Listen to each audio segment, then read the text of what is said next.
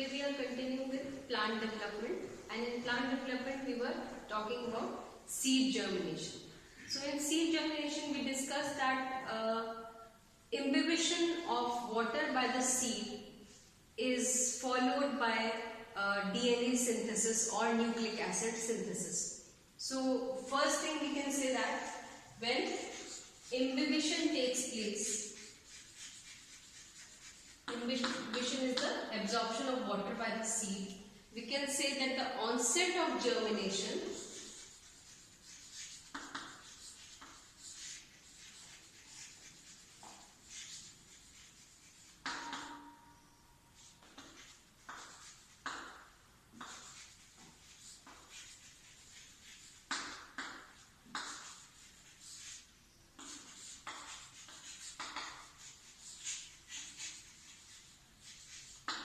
by DNA synthesis. So DNA synthesis takes place and we come to know that germination has begun.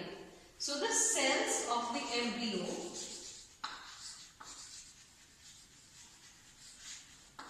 which were arrested at G1 phase. So until the seed was in a dormant state, this is the seed in dormant state, for example, covered by integuments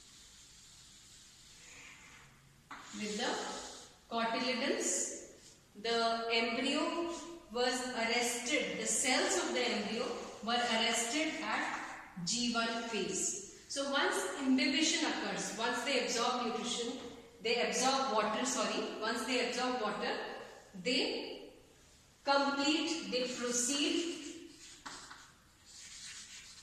to complete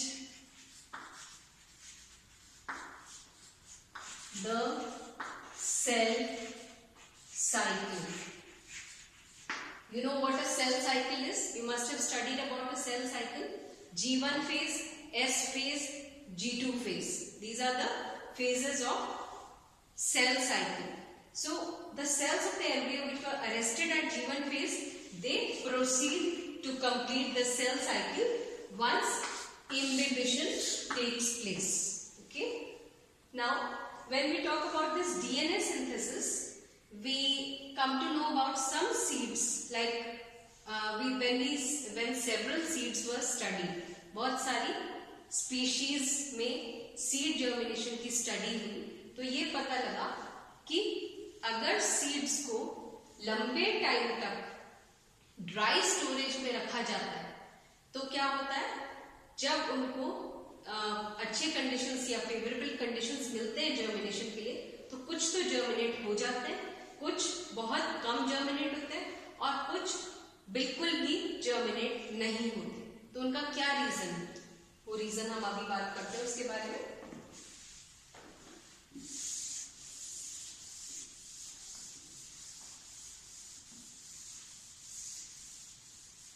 इसमें example हम लेते हैं सीक्लियल serial का.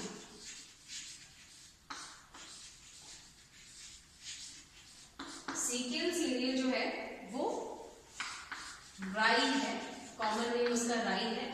और ये उस राई से कंफ्यूज नहीं होना है आपको जो राई मस्टर्ड सीड्स जैसे जो राई होते हैं ब्लैक कलर की, उससे आप इसको कंफ्यूज नहीं करेंगे.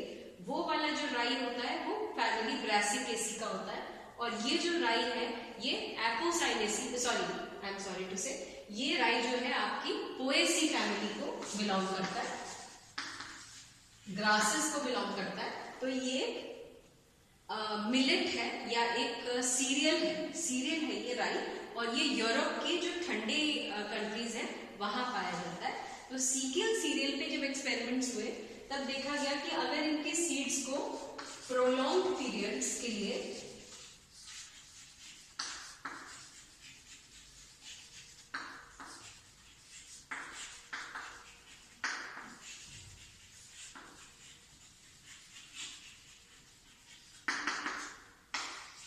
राइस सीड्स या हम कहेंगे ग्रेन्स को, ग्रेन इसका टेक्निकल टर्म ज्यादा सही है, तो राई के ग्रेन्स को जो प्रोलॉन्ग पीरियड्स के लिए ड्राई कंडीशंस में रखा जाता है और उसके बाद इनको वाटर या फेवरेबल कंडीशंस फॉर जर्मिनेशन दिए जाते हैं। वाटर के, एनवायरनमेंट के, सॉइल के, एटमॉस्फेरिक कंडीशंस, सब फेवरेबल कंडीशंस मिलने पर ये या तो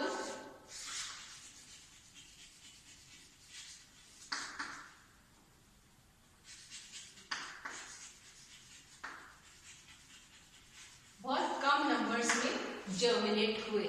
जितने एक्सपेरिमेंटल सेटअप में रखा उनमें से बहुत कम परसेंटेज ऑफ ग्रेन्स जर्मिनेट हो पाए। तो क्या रीजन था इसके नहीं जर्मिनेट होने का या कम नंबर्स में जर्मिनेट होने का? ये पता चला कि अगर प्रोलॉन्ग पीरियड्स के लिए ड्राई कंडीशन में सीड्स को रखा जाता है तो उसमें डीएनए, न्यूक्लियर डीएनए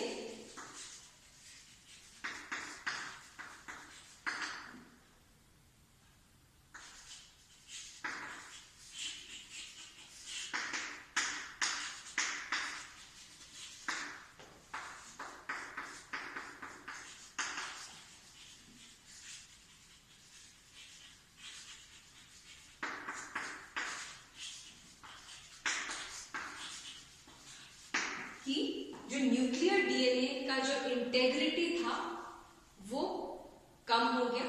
दूसरा, DNA fragmentation takes place. So what was seen that when CKL cereal grains were kept for prolonged periods in dry conditions, once they were provided good environmental conditions, favorable conditions of water and atmosphere and other factors for germination, they could not germinate or they germinated in very less number because the nuclear DNA integrity was lost and DNA fragmentation takes place.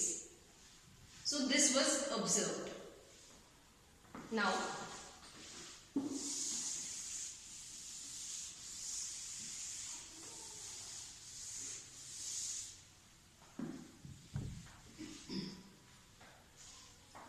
it was seen that for maintenance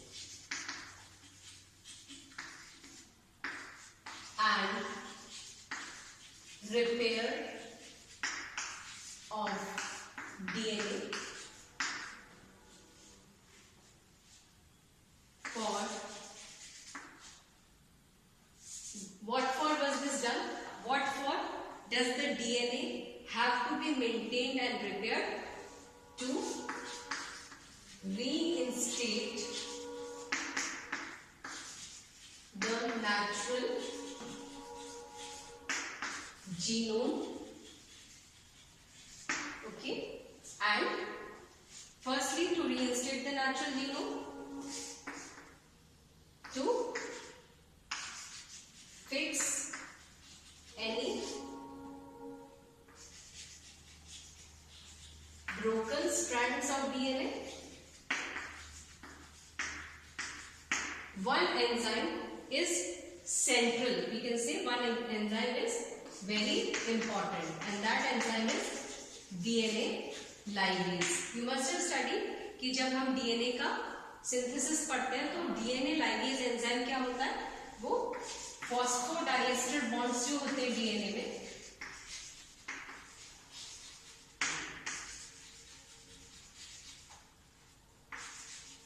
उनके formation के लिए DNA ligase काम में आता है। ठीक है, तो यही DNA लाइगेज जो है इट इज वेरी इंपॉर्टेंट, ये बहुत इंपॉर्टेंट है या कोर एंजाइम कह सकते हैं, जिससे कि maintenance and repair of DNA हो सके, to reinstate the natural genome of this embryo और to fix any broken strands of DNA.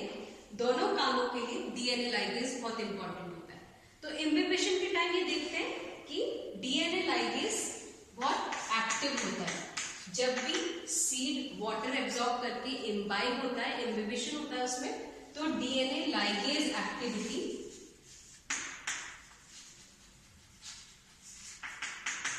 Is accelerated.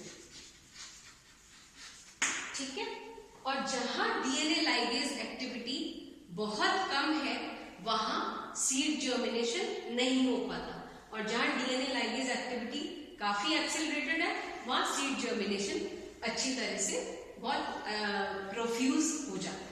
ठीक है, एक एक्सपेरिमेंट और देखा गया था,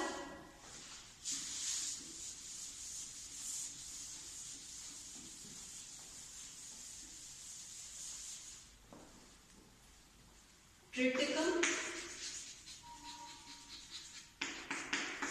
वल्गेरे। ट्रिटिकम वल्गेरे के जो ग्रेन्स थे उनको